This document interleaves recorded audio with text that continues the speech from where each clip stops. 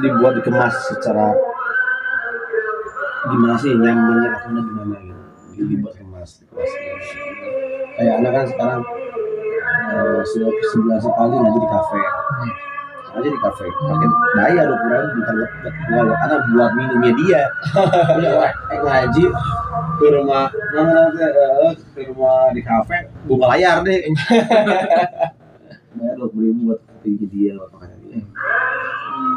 Itu refreshing karena menggunakan sama gitu sama